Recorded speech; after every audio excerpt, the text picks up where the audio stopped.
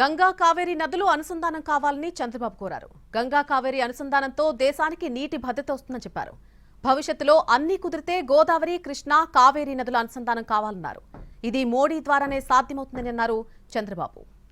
Voluntary organisation water conservation పైన బ్రహ్మాండంగా work చేసి ఒకప్పుడు నీళ్లు లేని కోయంబత్తూరులో ఈరోజు నీటిని సమర్థవంతంగా హార్నెస్గలిగారు. వాళ్ళని మనస్ఫూర్తిగా అభినందిస్తున్నానని చెప్పి కూడా నేను మీకు తెలియజేస్తున్నా. గంగా కావేరి అనుసంధానం కావాలి. ఈరోజు నేషనల్ హైవేస్ ఏ విధంగా అయితే అనుసంధానం చేశామో అదేవిధంగా గంగా కావేరి అనుసంధానం చేస్తే ఈ దేశానికి నీటి భద్రత వస్తుంది. అది తమిళనాడు కూడా శ్రీరామ రక్షగా ఉంటుందని మరొకసారి మీ అందరికీ తెలియజేస్తున్నాను.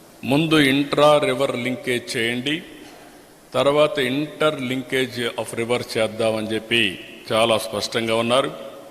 భవిష్యత్తులో అన్నీ కుదిరితే గోదావరి, కృష్ణా, కావేరి నదుల అనుసంధానం మొదటి ఫేజ్లో చేసి మళ్ళా తమిళనాడుకు నీళ్ళిచ్చే అవకాశం వస్తుంది.